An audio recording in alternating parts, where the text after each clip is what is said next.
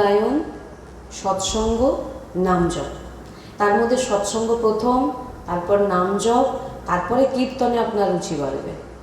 আপনি প্রথমে কীর্তনে বসে গেলেন কিন্তু রস পাবেন না। কীর্তন তো শ্রবণ করছেন কিন্তু আপনি কীর্তনের রস আস্বাদন করতে পারবেন না। কেন? আপনি কীর্তনের মহিমা বুঝেন না। কখন আপনি কীর্তনের মহিমা বুঝবেন? যখন আপনি যিনার কীর্তন করছেন তিনার মহিমা জানতে পারবেন। তাই জন্য আমাদের দরকার সৎসঙ্গ। সৎসঙ্গে আপনি যিনার কীর্তন করছেন তিনার সম্বন্ধে জানলেন, যে তিনি কেমন দিন, তিনি কেমন ভগবান ভক্তদের ওপরে কৃপা করেন। আপনি যখন জানলেন, তখন আপনি যখন কীর্তনে বসবেন তখন আপনি জোরে জোরে চিৎকার করে ডাকবেন। আর যদি আপনার জীবনে সৎসঙ্গ না থাকে, আপনার কীর্তনের রুচিই বাড়বে না। আপনি বসেছেন কোনো লাভ হবে মানে আপনি কোনো কিছু পাবেন না। নাম জপ, ভজন মানে কি? কীর্তন, সংকীর্তন।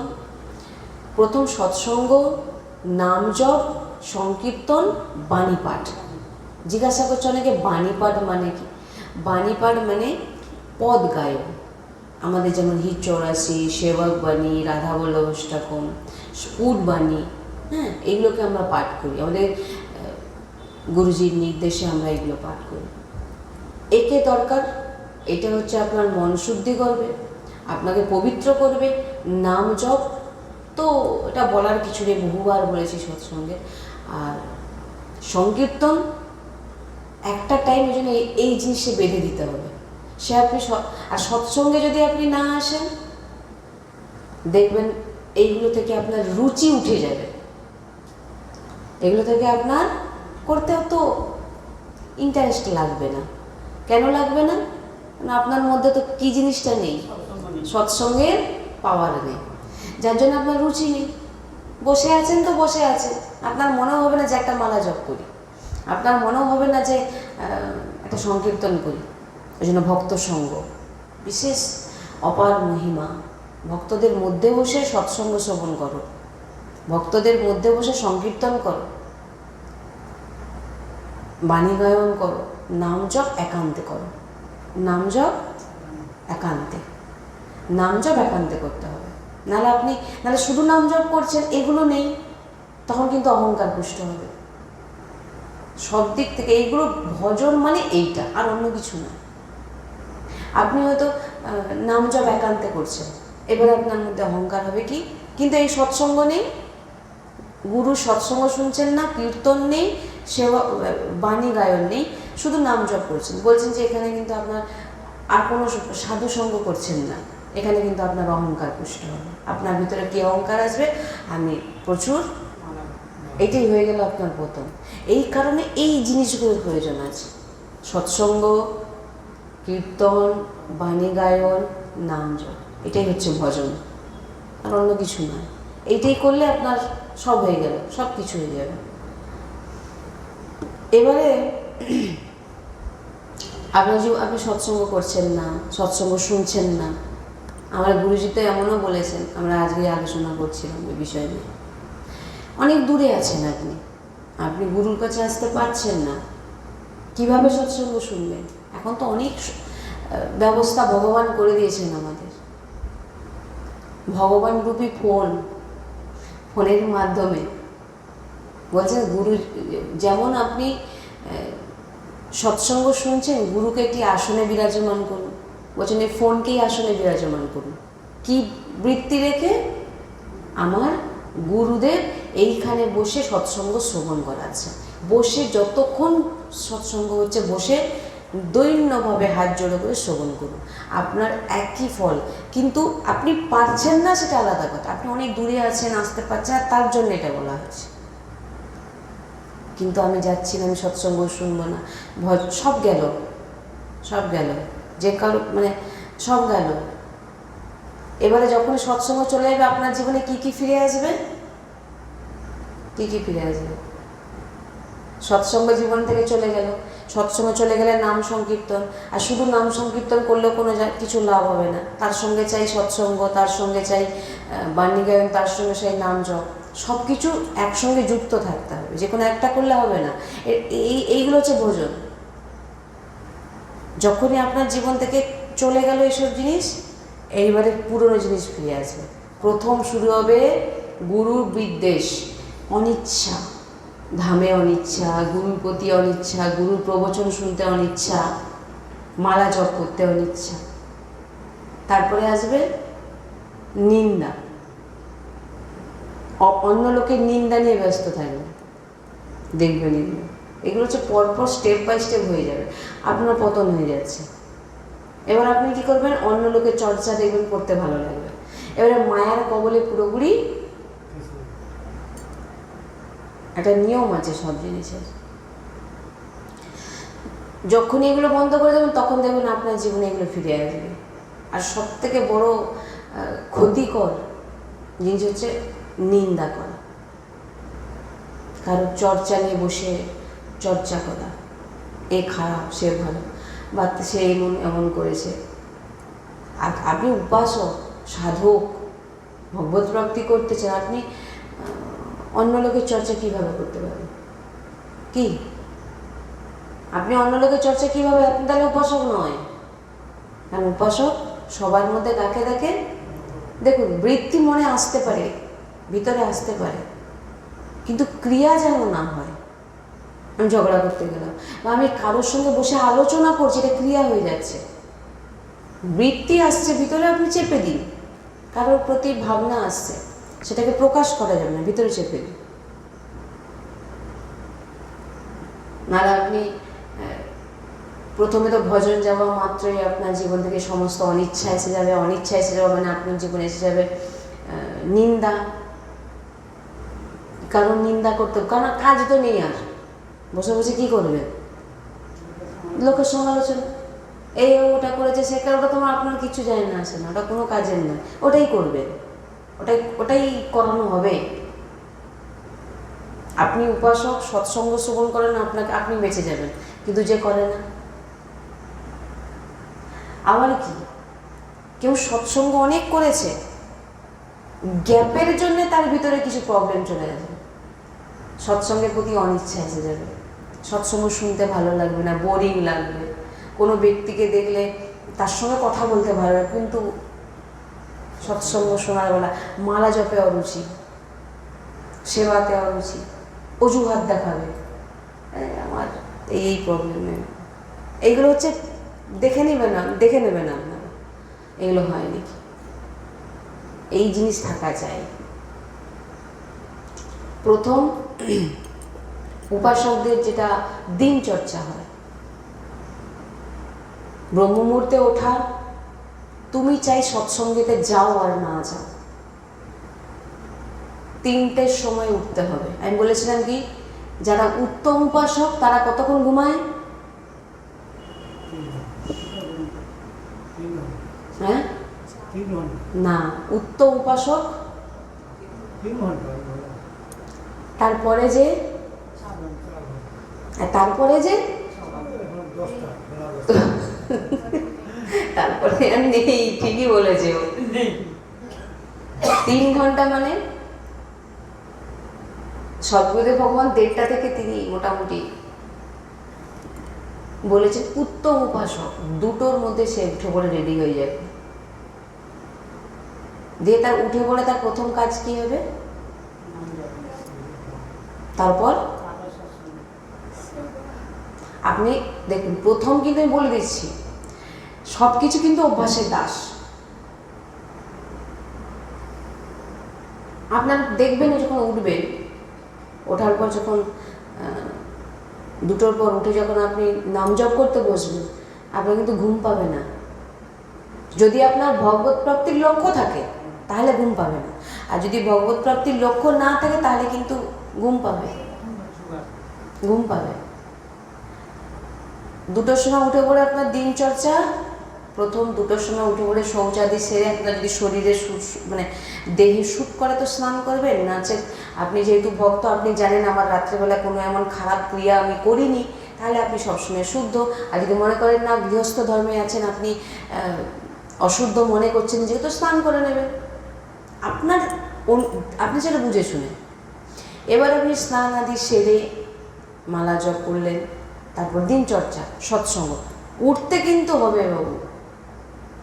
আপনি যত আর এটা একটা এমন আপনাদের মানে কিছুদিন করুন, গুরুজি বলেন 1 বছর যে এই নিয়ম পালন করবে, 1 বছর ব্রহ্ম মুহূর্তে উঠে মালা জপ করা, ব্রহ্ম মুহূর্তে উঠে ভগবত আরতি দর্শন করা, সৎসঙ্গ করা, 1 বছর যে করবে, ব্যাস তাকে আর কিছু করতে হবে তাকে আর সকালবেলা ওঠার জন্য অ্যালার্ম লাগাতে হবে না, সকালবেলা ওঠার জন্যে অ্যালার্ম দিতে হবে না একদম। আর আপনার যত আপনি নিজের শরীরকে যেভাবে তৈরি করবে সে তত মজবুত হবে। আপনি শুয়ে রাখলেন 12 ঘন্টা, আবার দুপুরবেলা শুয়ে পড়লেন 2-3 ঘন্টা, কত ঘন্টা ঘুমালেন? 24 ঘন্টায় কত ঘন্টা চলে গেল? কত হলো? এপাশে 12, তারপরে 3, 15 ঘন্টা, বাকি রইল কত? 15, 16, 17, 18, 19, 20, 21, 22, 23, 24, 9 ঘন্টা। 9 ঘন্টার মধ্যে ডিউটি, খাওয়া দাওয়া, শৌচ স্নান, ভজনের জন্য টাইম কোথায় বলুন? সময় একদম রুটিন করুন, একদম দিনচর্চাকে এমনভাবে তৈরি করুন। এরা তো বাচ্চা সব, গুরুজি বলেন যে এদের এখন বয়স কত, এরা যখন আর 10 বছর পর কোন জায়গায় দাঁড়াবে যদি এইভাবে ভজন করে? রোম রোম যে রাধা নাম প্রকাশিত হবে, প্রকট হতে থাকবে। এইটু ছোট বাচ্চা আছে, মৃদঙ্গ বাজাচ্ছে, কিছুই বোঝে না, কিন্তু লেগে গেছে কিসে? ভগবত নামে। যতটুকু করে এই যে করছেন, গুরুজি বলেন যখন তিনি 2টোর সময় তিনি বেরিয়ে আসেন, রাধাগিলি কুঞ্জে আসেন, তখন হাজার হাজার মানুষ দাঁড়িয়ে থাকেন, তার মধ্যে এইটুকুটুকু বাচ্চা 2-2.5 বছর, 3 বছর, 4 বছর এরকম বছরে সব হাত জয়, শ্রী হরিবংশ চরণ শরণ, শ্রী হরিবংশ চরণ শরণ, গুরুজিকে যায়। গুরুজি প্রত্যেকদিন দেখছেন। এনারা কে? সন্ত। তুমি ছোটবেলায় কি করেছিলে? তুমি কি করেছিলে? একজন গুরুজির কাছে এসে সদ্গুরুদেব ভগবানকে বলছেন যে একদম ছোট একটা বাচ্চা মেয়ে ঠাকুরজিকে কোলে নিয়ে এসে, 3-4 বছর বয়স হলো, একটা মেয়ে, বাচ্চা মেয়ে এসে বলছেন, গুরুজি আপনি আমাকে বলেছিলেন যে বাবা মাকে প্রত্যেকদিন সকালবেলা প্রণাম করতে, কিন্তু আমার বাবা মা আমার প্রণাম নেয় না। গুরুজি তখন বলেন, বাবা মা নানি, প্রণাম শুধু চরণে হাত দেওয়া, দণ্ডবোধ করাকে প্রণাম বলে না, প্রণাম মানসিক হয়, ভিতর থেকে অন্তর দিয়ে প্রণাম তুমি এইভাবে করবে। এবার আপনি বলুন তো, তিনার বাবা মা কেন প্রণাম নেয় না? এটা বোঝার বিষয়, কেন প্রণাম নেয় না? তার ভিতরে ভগবান আছে, ওটা নয়, সেটা তো তার বয়স কতটুকু, সে কি করছে? বুড়োগুলো ঘুমিয়ে পড়ে আছে 12 ঘন্টা। 3-4 বছরের বাচ্চা সকাল রাত 2টো থেকে ওঠে দাঁড়িয়ে আছে গুরু দর্শনের জন্য। ওনারা সন্ত, তিনারা সন্ত, এই বাচ্চা সন্ত। ওনারা সাধারণ মানুষ নয়। ছোট বাচ্চারা যখন এসে মৃদঙ্গ বাজে রাধা নাম কীর্তন করছে না, ওনাদেরকে আপনারা কম ভাববেন না। আপনি চিন্তা করুন আপনি ওই বয়সে কী করতেন, আর তারা এখন কি করছে? আপনার বয়সে তারা কোথায় যাবে? এসব পূর্বকৃত কৃপা। ওইটুকু বাচ্চা, তার বাবা মা কোন মুখে প্রণাম নেবে বাচ্চার কাছে? কি করে প্রণাম নেবে? তিনি তো সন্ত, তিনি সন্ত। কত ত্যাগ! এইটুকু বাচ্চা 2টো থেকে উঠে দাঁড়িয়ে আছে। তারপরে সারাদিন স্কুল পড়াশোনা বাচ্চার আছে, কি করে করছে? তাহলে আমরা কেন পারবো না? ঘুমিয়ে থাকবো? উঠুন টেনে নিয়ে, কতদিন আর বাঁচবে? কত ঘুমাবে? উঠুন, অনেক ঘুমিয়েছে। এই জন্যে দিনচর্চা যদি ঠিক না থাকে, ওই হয়ে গেল। সময় পেয়েছেন, সঠিক সময় পুষ্প একদম কড়ি থেকে ভগবানের চরণে লেগে গেছে, পচাবাসি কিন্তু বলে না যে পচাবাসি ফুল দেওয়া হয় না, একদম কড়ি থেকে শুরু করে দিয়েছে। আবার সেটাকে যেন না হলে দেহ দেহ করে পড়ে থাকবো, দেহ কতদিন থাকবে? আমি এটা জানতে চাইছি। সৎসঙ্গ বন্ধ হয়ে গেলে জীবন থেকে কি গেল? মহামূল্যবান সময় চলে গেল। সকালবেলা ঘুমিয়ে থাকলাম, সবাই সৎসঙ্গে যাচ্ছে, আমি ঘুমিয়ে আছি। ক্ষতিটা কার হচ্ছে? তুমি বুঝতে পারছো না, কিন্তু মায়া তোমাকে শেষ করে দিচ্ছে। তুমি তো সাংসারিক ব্যক্তি, তাহলে তুমি তো সাধক নয়। সাধক তো কখনো অতক্ষণ শুয়ে থাকে না। সাধক কটায় ওঠে? গুরুজি বলেছেন দুটো হচ্ছে উত্তম সাধক, আর চারটে তারপর আর নয়। চারটেতে 3:30 4টার মধ্যে তো উঠতেই হবে। তুমি বলবে আমি ঘন্টার পর 12 ঘন্টা 15 ঘন্টা ঘুমাবো, দিয়ে বলবো আমি রাধা নাম করবো, ভজন করবো, কোনোদিন হবে না। ভুলে যান। ওই আপনাকে ওইখান থেকে ধীরে ধীরে মায়া টেনে নিয়ে চলে যাবে। আপনার ভিতরে যদি এমন ভাবনা থাকে যে আমি তো অনেকবার দেখুন, গুরুজি সবসময় বলেন যে নিজের কখনো উদাহরণ দিতেন না। নিজের উদাহরণ দিলে কি হয়, সেখানে হয়তো আমি কাউকে ছোট করা হয়ে যায়। কিন্তু গুরুজি এক জায়গায় বলতে বলেছে। কোন জায়গায়? যে তোমার উদাহরণ শুনে যদি কারোর জীবনে সেটা কাজে লাগে তখন তুমি বলবে, কিন্তু কাউকে ছোট করার জন্য তুমি বলবে না যে তুমি তো এখন আমি এত শরীর খারাপ আমি এই করি না। এই জন্য আমি অনেকবার বলেছি যে আমি যখন এখানে বসি আমার একটাই সেবা, সে সেবাটা হচ্ছে আমার এই জিহ্বা আর এই আওয়াজ। এটাই আমার প্রবলেম, এটাতেই আমার প্রবলেম। আপনারা তো অনেক সময় দেখেছেন আমি যখন এখানে বসি, যখন আমি আপনাদের কাছে যখন প্রবচন দিই, আমার এখান থেকে পুরো যন্ত্রণা হয়ে চলে যায়। যখন আমার গলার যখন প্রবলেম হয়, যখন মানে মাইক ছাড়া আমি একদম যদি কোনো কিছু বলি ব্যাস হয়ে যাবে খারাপ, তাহলে আমি বলি আমার গলা তো খারাপ হয়ে যাবে, তাহলে আমি বসবো না, আমি আসবো না, আমি সৎসঙ্গ করবো না। তাহলে কি আমি ভালো হয়ে যাব? ভালো হয়ে যাব না। আমার কোনো পরমার্থে কোনো উন্নতি হবে, ভগবত প্রাপ্তিতে কোনো উন্নতি হবে? দেখুন, এগুলো হচ্ছে আন্তরিক বিষয়, এগুলো জোর করে হয় না। আপনার অন্তর কি চাইছে দেখুন।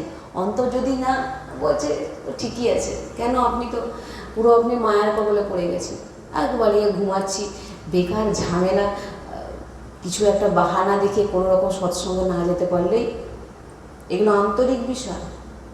আমি সেদিনকেও বলেছি এই বিষয় নিয়ে, এগুলো আন্তরিক বিষয়। খুব লাখে 1-2 জন বুঝতে পারে তার নিজের কল্যাণ কাকে বলে।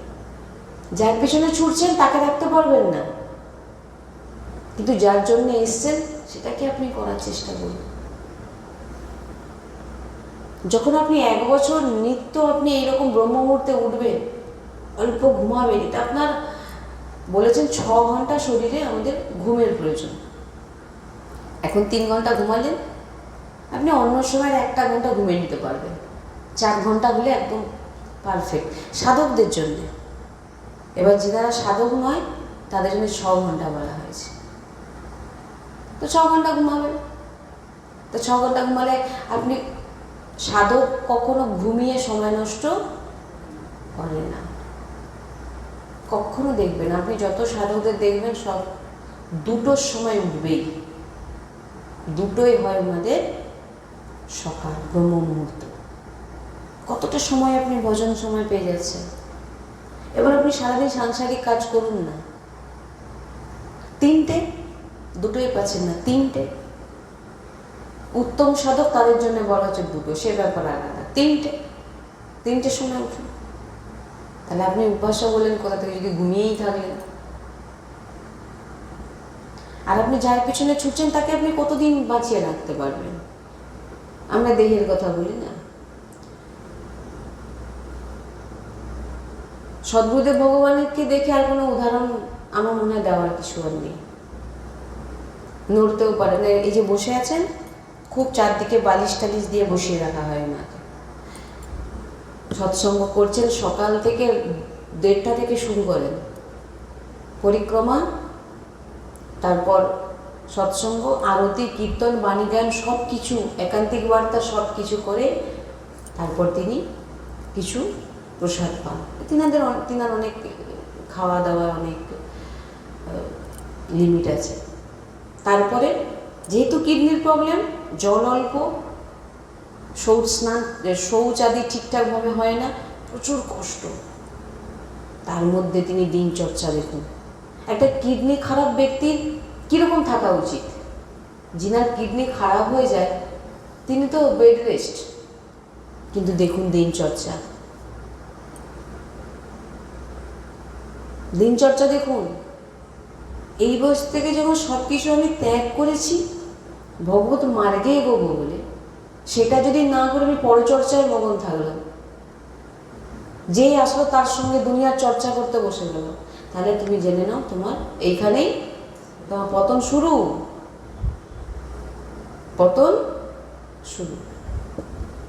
এবার তোমার কাছ থেকে সব ছিনিয়ে নেওয়া হবে। এই কারণে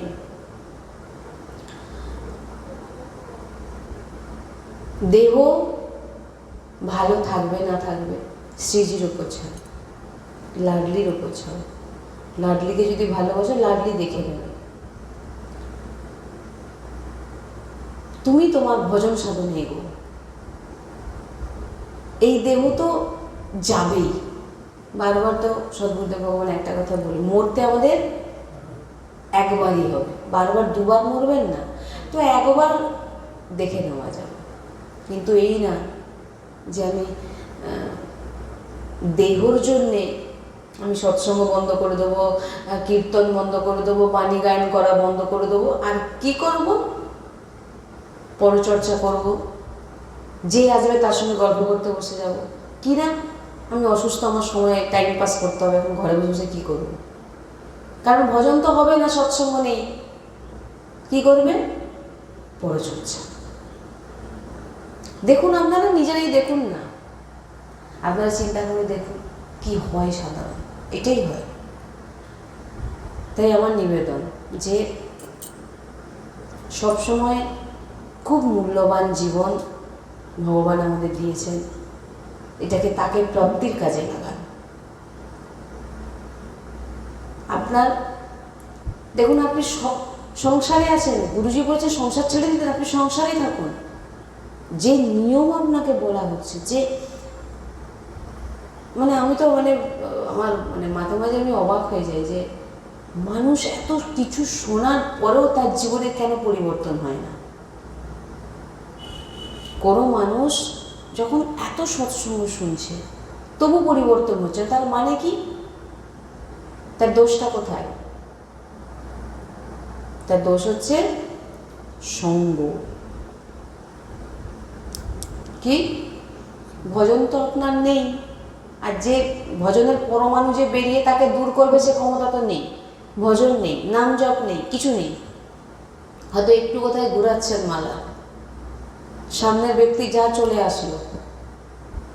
আপনার যখন কোনো সামনের ব্যক্তি আমাদের সামনে চলে আসে, এই আপনাদের বলার জন্যই আমার বলা। এটা গুরুজি বলেছেন যদি কেউ শিক্ষা পায় তখন বলবে তাকে। যখন কেউ সামনে চলে আসলো, যে কোনো ব্যক্তি, যে কোনো সামনে আসা মাত্রই মনে হয়ে যাচ্ছে ভিতরে রাধা বল্লভ সে কথা বলছে শুনছি, কিন্তু ভিতরে জানি ওর যে প্রভাব, আমাদের ভজন কোথায়, ওর প্রভাব কিন্তু আগে কারণ ওর যে সংস্কারটা কিন্তু মজবুত। ওর কি সংস্কার? খারাপ বৃত্তি, ও কিন্তু মজবুত। ওর অনেক জন্ম থেকে ওর ভিতরে ওটা আছে, ভরা আছে ফুটে ফুটে। ওর পরমাণু খুব তীব্র গতিতে বেরোচ্ছে, কিন্তু আমার পরমাণু অতটা বেরো, কারণ আমার অত ভজন নেই। তাই আমি ওর রঙে রঙে গেলাম, ওর সঙ্গে তাই দূরে থাকো। সবসময় মালা করো। গুরুজি তো বলেই দিয়েছেন 11 মালা প্রত্যেক দিন। 11 মালা করা চাই। 11 মালা না হলে করা না হলে গুরুদ্রোহ, গুরু অপরাধ। 11 মালা করতে হবেই। এবার আপনি বেশি করতে পারেন, সেটা নিয়ে না, 11 মালা করতে হবে সারাদিনে আপনাকে।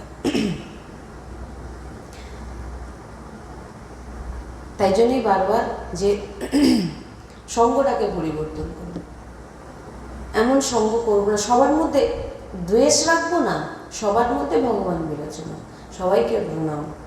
কিন্তু যখন আমি দেখছি যে তার সঙ্গে আমি আমার ভগবানকে ভুলে যাচ্ছি, আমার ইষ্টকে ভুলে যাচ্ছি, আমার গুরু বাক্যকে ভুলে যাচ্ছি, অতএব আমি সে সঙ্গ, সে আমার নিজের যে কেউ হতে পারে না। এবারে আপনি বলবেন আমি কি করে তাকে না বলবো? তার জন্য আপনার একটা জিনিস দেওয়া আছে। কি দেওয়া আছে? ভাই আমি নাম জপ করছি, এসছো বসো, তোমার সঙ্গে কথা বলার কিছু নেই, আমি এখন নাম জপের সময় গুরু আদেশ, কথা বলতে না, ব্যাস, কোনো কথা নেই। যখন আসবে আপনি নাম নিয়ে বসবেন, আপনি নাম শুরু করে দিন, ওর পরমাণিতে ও কেটে যাবে। কিন্তু আপনি ও আসলেই নামমালাটাকে তুলে দিলেন কেন? তার সঙ্গে আমাকে কথা বলতে হবে, হয়ে গেল। কি বললাম? তাই জন্য খুব সাবধান ভজন। গুরুজির বাণী বলছি, গুরুজি যা শিক্ষা দেন সেইগুলোই শুনি, সেইগুলোই গুরু কৃপায় ভক্তদের কাছে পৌঁছে দেওয়ার চেষ্টা করি যে এইভাবে ভজন সাধন করুন, নাহলে কোনো লাভ হবে না। অমূল্য জীবন এইভাবে নষ্ট করবেন না, সময়কে কাজে লাগান, নাহলে একদিন সময় আপনাকে নষ্ট করে দেবে। আজকে আপনি ভাবছেন ভজন করছেন না, টাইম নষ্ট, বেকার কথাবার্তা বলে সময় কাটাচ্ছেন, খুব ভালো লাগছে।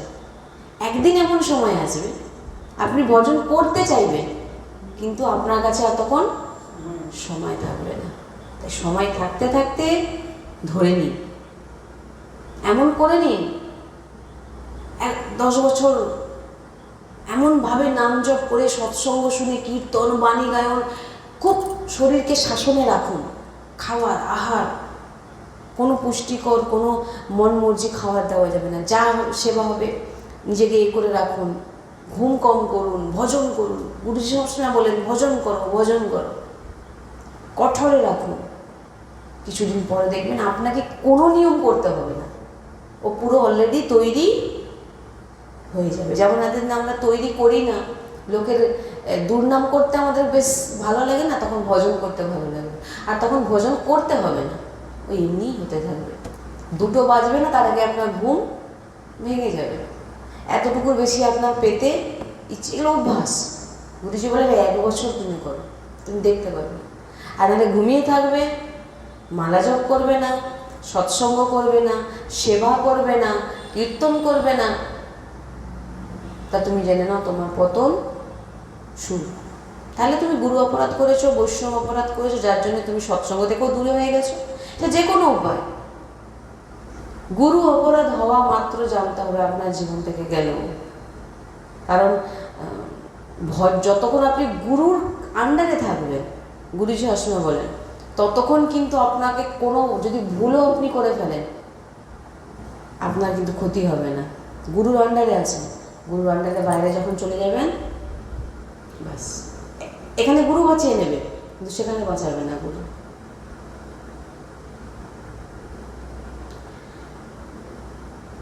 তাই ভজন এমনভাবে ভজন করুন যে ব্যাকুল হন সৎসঙ্গের জন্য, গুরু দর্শনের জন্য ব্যাকুল হন, সৎসঙ্গের জন্য ব্যাকুল হন। বাণী গায়ন, রাধাবল্লভজির দর্শন, ধামের দর্শন, যদি এইগুলো ব্যাকুল না থাকে তাহলে আপনি কিসের সাধক? কিসের সাধক? এটা কেউ কারোকে শেখানো নয়। সৎসঙ্গ সবাই শুনছে, সবাই ধারণ করবে। একে কাউকে শেখানোর নয়, এই তুমি এটা করো নি কেন, না কেন করবো? গুরুজি বলেন কাউকে শেখাতে হবে না, তুমি করো, তুমি করো।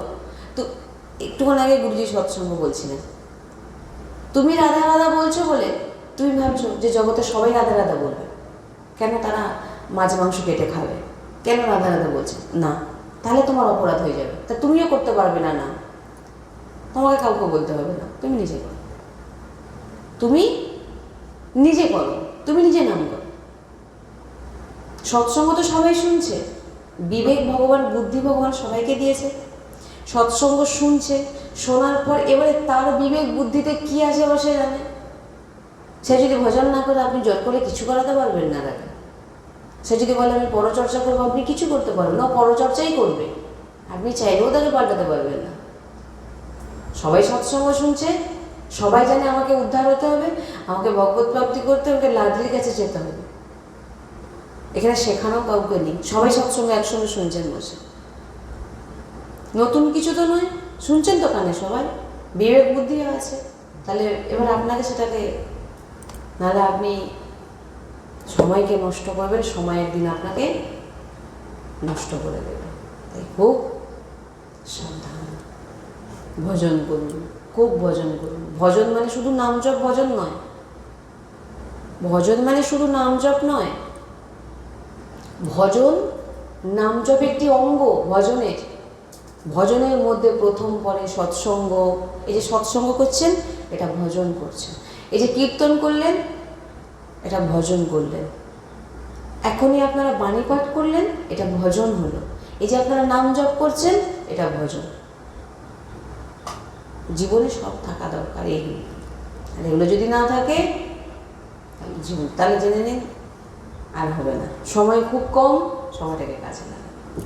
রাধা বল্লভ লাল কি জয়, শ্রী হরি কৃষ্ণ। রাধা বল্লভ লাল কি যায়। আপনারা দর্শন করছেন রাধা কৃপা ধাম। এই পুরো যে জায়গাটা দেখছেন, এটা রাধা কৃপা ধামের। আর এই পুরো জায়গাকেই ভরাট করে আমাদের রাধা বল্লভজির মন্দির এবং সৎসঙ্গ করার যে স্থান আমাদের নির্মাণ করার সংকল্প। তো সংকল্প পূরণ আপনাদের ভক্তদের কৃপাতেই সম্ভব। কারণ অনেক ভক্ত আছেন যিনারা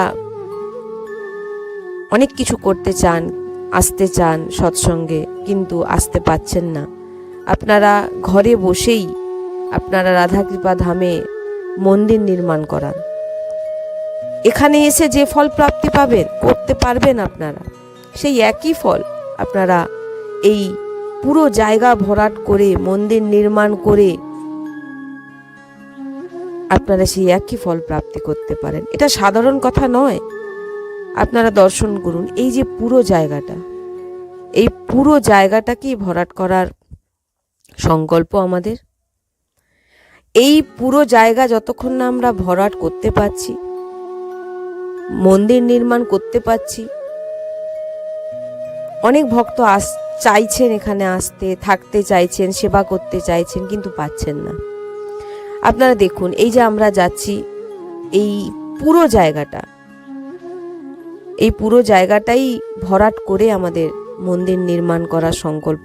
আমরা যাচ্ছি, আপনারা দেখুন। আমাদের সৎসঙ্গ করার যে স্থান খুবই ছোট, জোর খুবই, ধরুন 10 জন, খুব জোরপূর্বক হয়তো 10 জন কি 12 জনের মতো ওর ভিতরে হয়তো ঢুকে বসতে পারে। আমরা বেশি জনকে ভিতরে ঢুকাতেও পারি না। সেই জায়গাটাকে বড় করার জন্য, যাতে অনেক ভক্ত একসঙ্গে, আপাতত 100 জন আপাতত এসে যাতে বসে তারা সৎসঙ্গ শ্রবণ করতে পারে, একান্তিক বার্তা করতে পারে, সেই রকম স্থান এই পুরো জায়গা ভরাট করে এখানে রাধা বল্লভজির মন্দির এবং সৎসঙ্গ করার স্থান নির্মাণ করার আমাদের সংকল্প। এই যে দেখছেন, এই যে পাঁচিলটা দেখতে পাচ্ছেন না, এই পাঁচিলটা পর্যন্ত আমাদের রাধা কৃপা ধাম শেষ। এই পুরোটাই আমাদের ভরাট করতে হবে। যে কোনো শ্রদ্ধালু ভক্ত যেভাবে, যে দিক থেকে আপনারা যতটুকু পারবেন আপনারা সেবার চেষ্টা করুন। আপনাদের কাছে নিবেদন, আপনারা যদি এই মন্দির নির্মাণ করাতে চান, আপনাদের স্থান অবশ্যই নিকুঞ্জে। কারণ আপনারা যে জিনিস, যে ধাম নির্মাণ করছেন সেটা নিকুঞ্জই নির্মাণ করছেন। কারণ রাধা রানী নিকুঞ্জেই বাস করে। আর রাধা বল্লভজি যে মন্দির নির্মাণ হচ্ছে, এটা নিকুঞ্জ। এখানে যে এসে বাস করবে, যে সেবা করবে, যে সেবা দান করবে, সব নিকুঞ্জেই বাস। এই যে পুরো দেখছেন, এই পুরো জায়গাটাকে আমাদের ভরাট করতে হবে এবং ভরাট করে এখানেই আমাদের রাধা বল্লভজির মন্দির নির্মাণ করা হবে। আপনারা দেখুন এই পুরো জায়গাটাকে ভরাট করতে হবে।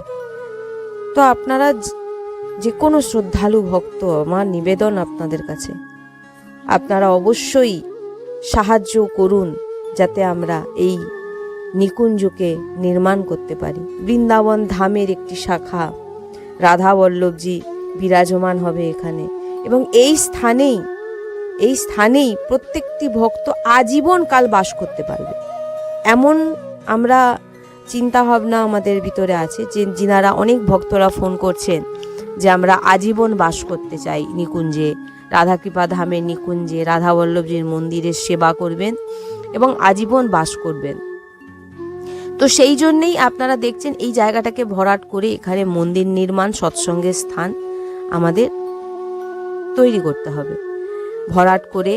তো আমরা আবারও এরপরে দেখাচ্ছি যে এই পুরোটা দেখুন, আপনারা ভালো করে দেখুন। এখান থেকে আমাদের এই পুরো জায়গাটাই হচ্ছে রাধাকৃপা ধামে। আবারও দেখিয়ে দিচ্ছি আমি আপনাদের, দেখুন এই পুরো জায়গাটা ভরাট করা খুবই প্রয়োজন, কারণ বৃষ্টির সময় পুরো জল জমে পুরো ডুবে যায়, আমরা কিছুই করে উঠতে পারছি না।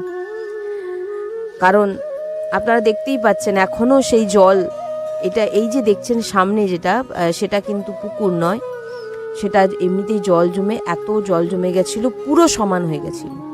হ্যাঁ, তো এই যে ধামের এই যে সামনে জায়গাটা দেখছেন, এই যে জমিটা দেখছেন ফাঁকা, এই জমি আমরা কেনার জন্যই বারবার করে আমরা অনুরোধ করছি ভক্তদের কাছে।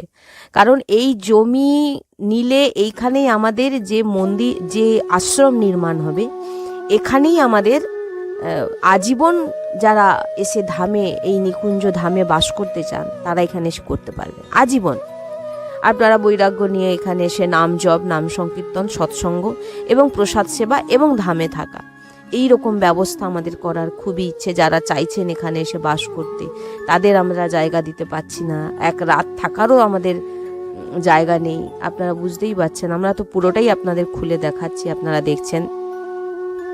তাই আমার বারবার আপনাদের কাছে নিবেদন, আপনারা অবশ্যই সাহায্যের হাত বাড়ান, এই ভিডিওকে অনেকের কাছে পৌঁছান, অনেক ভক্তদের একত্রিত করে দেখিয়ে তিনাদের মাধ্যমে আপনারা সবাই কিছু কিছু করে দিয়ে সাহায্য করে, বা কেউ যদি বলেন যে আমি এতটুকু জায়গা ভরাট করে দিতে পারবো, সেটাও করে দিন, কোনো অসুবিধা নেই। যে আমি এতটুকু জায়গা করতে পারবো, বা আমি এতটুকু ইট কিনে দিতে পারবো, বা আমি এতটুকু, মানে যতটুকু আপনাদের সামর্থ্য আপনারা একটু একটু করে করুন, এবং অনেককে বলুন যাতে এই মন্দির কারণ মন্দির তো আমরা চলে যাবার পর অনন্ত যুগ ধরে থাকবে রাধা বল্লভজির মন্দির, কিন্তু এই মন্দির নির্মাণের পর আমরা কেউ থাকবো না, কিন্তু আমরা নিকুঞ্জে রাধারানীর কাছে বাস করবো। কিন্তু এই জায়গায় এই মন্দির নির্মাণের ফলে যে ভক্তরা এখানে এসে ভজন করবে, তিনাদের যে ভজনের যে প্রভাব, সেটা আপনাদের, কারণ তাদের ভজনস্থলী আপনাদের দ্বারা নির্মাণ করানো হয়েছে। এই এক অদ্ভুত মহিমা, এই মহিমা বর্ণনা করা যায় না। তাই আমি বারবার আপনাদের কাছে নিবেদন, আপনারা নিজেরা দেখুন, অন্যকে দেখান এবং সাহায্য করার অবশ্যই চেষ্টা করুন, যাতে আমরা এখানে রাধাকৃপা ধামের মন্দির, অনেক বড় জায়গা, কিন্তু আমরা কিছু করে উঠতে পারছি না, আমাদের সামর্থ্য নেই। এটা তো আপনারাও জানেন যে আমরা ভিডিও করতে পারছিলাম না কিছুদিন ধরে। আমাদের যে ফোনকে কোনোরকমভাবে ঠিক করে একটু কোনোরকম চলছে, অন্য কোনো ভক্তের ফোন দিয়ে ভিডিও করে এইভাবে আমাদের ছাড়া হচ্ছে। আমরা একটি ফোনও কিনতে পারি না, কারণ ভক্ত আমরা কোথাও গিয়ে অর্থর আবেদন করি না। কোনো জায়গায় সৎসঙ্গ গেলে আমরা কখনো কোথাও আমরা অর্থ নিয়ে সৎসঙ্গ করব, সেটা এই রাধাকৃপা ধাম থেকে তো আপনারা শুনতে পাবেন না। আমরা রাধারানীর নাম প্রচার করি, রাধারানীর নাম আমরা সবার কানে পৌঁছে দিই, অর্থাৎ আমরা সেখানে অর্থ নিই না। এই যে বিল্ডিংটা দেখছেন, এটা ছোটোখাটো আশ্রম, এখানে সেরকম ভক্ত কেউ থাকতে পারে না। এই জায়গাতে ছোট্টভাবে একদম সে রাস্তার দিকেই একটি ওপরে একতলায় আমাদের, দোতলায় আমাদের সৎসঙ্গ হয়। আর এই সৎসঙ্গ বললাম তো 10 থেকে 12 জনের বেশি ঢুকে বসতে পারে না তার ভিতরে। হ্যাঁ, তো কোনো রকমভাবে আমাদের এর ভিতরে চলে যায়। তো দেখছেন আপনাদের পুরোটাই আমরা দেখাচ্ছি, এর মধ্যে কোনো লোকানো নেই। শ্রী হরিবংশ।